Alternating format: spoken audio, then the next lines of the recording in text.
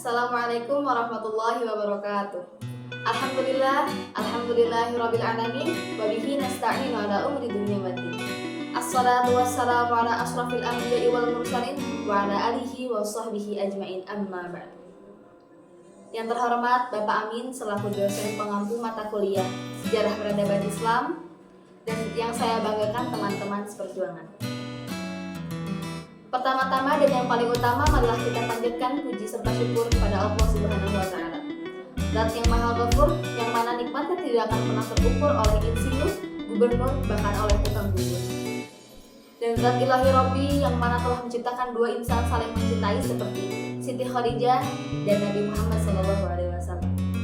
Tak lupa salawat beserta salam kita limpah curahkan kepada Hakim tertinggi jaksa termulia, anti korupsi dan kolusi, pengikis habis ajaran komunis, yakni Habibana wa Nabiyana wa Rasulana Muhammad Sallallahu Alaihi Wasallam, kepada keluarganya, para sahabatnya, tabiin, tabiatnya, dan semoga sampai kepada kita selaku umatnya. Amin, amin ya rabbal alamin.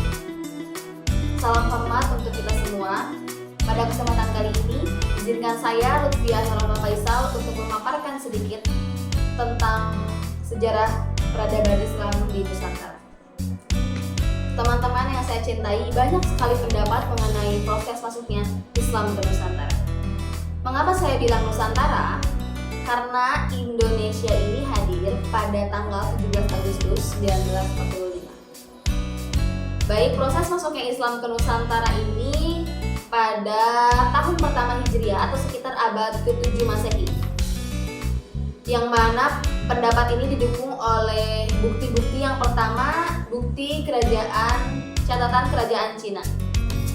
Menurut catatan ini, pada zaman itu, zaman dinasti Tang, terdapat rencana orang-orang Tasik untuk menyerang kerajaan Holi, yang mana dipimpin oleh Ratu Sima. Orang-orang Tasik di sini ditafsirkan sebagai orang-orang Arab. Yang kedua, ada berita Chobufei. Menurut berita ini, di Nusantara ini terdapat dua tempat yang menjadi perkumpulan komunitas orang-orang Tasik, yang mana tempat ini dinamakan sebagai Poloan di Sumatera Selatan, dan Poloan sekarang lebih dikenal sebagai Kuala Berat Trenggono, Malaysia. Yang ketiga, ada berita Jepang.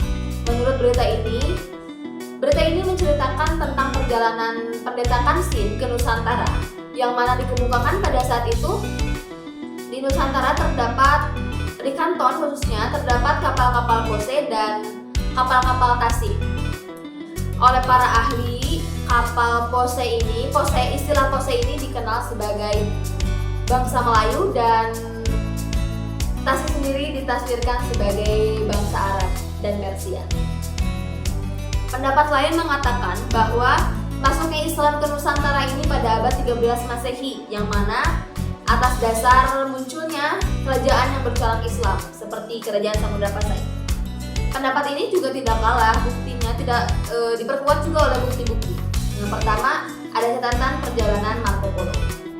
Catatan ini menceritakan perjalanan Marco Polo, yang mana dia sempat singgah ke kerajaan Samudra Pasai yang ada di Sumatera Utara dalam perjalanannya pulang dari Cina menuju ke Eropa. Yang kedua, ada berita Ibnu Batutah dan ditemukannya batu nisan Sultan Malik As-Saleh, yang mana Sultan Malik As-Saleh ini adalah salah satu raja di kerajaan Samudra Pasai pada saat itu. Yang ketiga, ada ditemukannya makam Syekh Maulana Malik Ibrahim. Yang terdapat di Gresik ada makam Syekh Maulana Malik Ibrahim yang wafat pada tahun 1419 Masehi. Batu nisan ini serupa dengan batu nisan yang ada di Samudra Pasai. Oleh karena itu diperkirakan batu nisan ini didatangkan langsung dari Gujarat. Teman-teman yang saya banggakan, masuknya Islam ke Nusantara ini melalui banyak cara, seperti perdagangan misalnya. Pada abad 7 Masehi sampai 16 Masehi, pedagang Muslim, Arab, Persia, India, dan mancanegara lainnya telah ikut andil pada kegiatan perdagangan di Nusantara.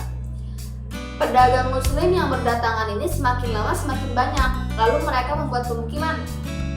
Di sana mereka bisa bersosialisasi dan berasimilasi dengan masyarakat lokal, masyarakat Nusantara asli dengan sambil mengajarkan atau sambil mengenalkan ajaran-ajaran Islam. Lalu dengan cara perkawinan, para pedagang muslim tadi tidak sedikit yang menikah dengan wanita-wanita pribumi. Wanita-wanita pribumi ini yang belum beragama Islam, sebelum mereka langsung mengadakan pernikahan, mereka dimintai untuk membaca syahadat terlebih dahulu. Kenapa mereka membaca syahadat? Karena ini sebagai bukti bahwa mereka ini menerima Islam sebagai agamanya. Melalui proses inilah sedikit demi sedikit masyarakat Nusantara atau masyarakat lokal mengenal ajaran Islam. Selanjutnya melalui pendidikan. Melalui pendidikan ini setelah terjadinya atau setelah adanya masyarakat muslim pribumi, yang mana pendidikan ini diselenggarakan oleh para guru agama, ulama, kiai, ustadz, dan lain sebagainya. Mereka mendirikan madrasah atau pondok pesantren sebagai wadah bagi siapa saja yang mau mempelajari agama Islam. Selanjutnya melalui tasawuf. Tasawuf adalah ajaran atau cara untuk mendekatkan diri kepada Allah Subhanahu wa taala. Ajaran ini memudahkan orang yang telah mempunyai dasar ketuhanan untuk mengerti dan menerima ajaran Islam, atau mengerti dan memudahkan dia menerima ajaran Islam. Penyebaran Islam yang terakhir ini melalui kesenian, yang mana bisa kita lihat dari seni bangunan, seni arsitektur, bangunan tadi, seni pahat, seni musik, dan seni sastra. Hasil-hasil kesenian ini bisa kita lihat dari bangunan-bangunan masjid kuno seperti yang ada di Aceh, Demak, Cirebon, Banten, dan lain sebagainya. Teman-teman yang saya cintai, kerajaan Islam juga sangat berpengaruh pada penyebaran agama Islam di Nusantara. Seperti halnya kerajaan Malaka, kerajaan Aceh, kerajaan Demak, dan lain sebagainya. Mungkin saya akan sedikit menceritakan tentang kerajaan Malaka. Ada seorang yang bernama Parameswara yang mendirikan sebuah kerajaan di Semenanjung Malaya, yang mana kerajaan ini lambat laun dikenal sebagai Kerajaan Malaka.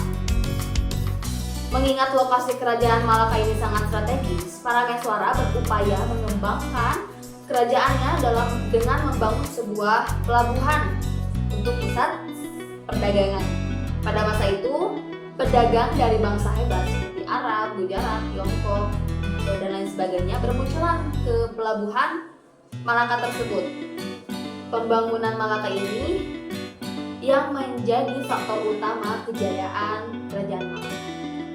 Seiring berjalannya waktu, bermunculan pedagang muslim menyebabkan perekonomian Kesultanan Malaka itu semakin membaik, dan agama Islam di wilayah tersebut juga semakin kental. Dengan kuatnya Islam di wilayah tersebut menjadikan Parameswara ini memeluk agama Islam. Alhamdulillah ya teman-teman. Lalu Parameswara ini mengganti namanya menjadi Iskandar Shah dan menjadikan kerajaan Malaka adalah kerajaan yang ada di Nusantara kedua setelah kerajaan Samudra Pasai. Selanjutnya ada perkembangan Islam pada masa pasca kemerdekaan. Pada masa pasca kemerdekaan ini memang Indonesia ini telah memproklamasikan kemerdekaannya. Akan tetapi mempertahankan kemerdekaan ini tidaklah mudah. 2 bulan setelah kemerdekaan, 2 bulan setelah proklamasi, tentara sekutu datang. Lalu tentara asing ini direspons secara kritis oleh para ulama sebagai langkah waspada akan terjadinya penjajahan yang kesekian kalinya. Sebagai langkah tegasnya, ulama di Indonesia, khususnya ulama yang berorganisasi di Nahdlatul Ulama atau NU, memproklamasikan resolusi jihad demi utuhnya kesatuan negara Republik Indonesia pada tanggal 21 Oktober 1945. Resolusi jihad ini dijalankan secara terorganisir untuk membendung pengaruh kedatangan tentara asing atau tentara sekutu di Indonesia. Sebagai akibatnya meletuslah kejadian pertempuran 5 hari di Surabaya. Islam pada masa modern. Sebelumnya modern ini apa sih? Modern ini adalah masa pencarian dan masa pembaharuan di dunia Islam.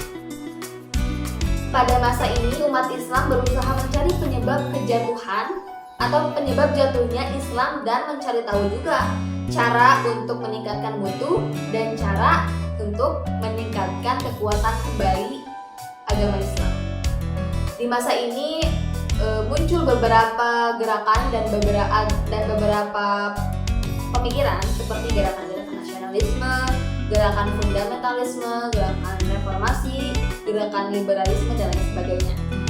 Tapi di sisi lain juga terdapat gerakan pembaharuan seperti Nahdlatul Ulama, Persis atau Persatuan Islam, Muhammadiyah, Masyumi dan lain sebagainya. Gerakan ini bertujuan untuk mengembalikan kemurnian ajaran Islam, mengadaptasi Islam dengan perkembangan zaman, dan menghadapi tantangan modernitas. Perkembangan Islam di Indonesia hingga saat ini masih berlangsung dengan berbagai warna dan corak. Islam di Indonesia tidak hanya sebagai agama, tetapi sebagai identitas bangsa. Islam di Indonesia juga memiliki karakteristik yang khas loh, kayak Islam yang toleran, Islam yang moderat, inklusif, dan harmonis. Hadirin yang berbahagia, teman-teman yang saya cintai, sebuah tutur kata kadang ada kesalahannya dan saya sadari itu datang dari saya sendiri. Selebihnya datang dari Allah Subhanahu wa Ta'ala. Saya Lutfiah Norma Faisal, selaku mahasiswa Komunikasi Penyiaran Islam, undur diri. Semoga kita bisa bertemu di lain waktu. Mohon maaf bila ada salah kata. Wassalamualaikum warahmatullahi wabarakatuh. Bye.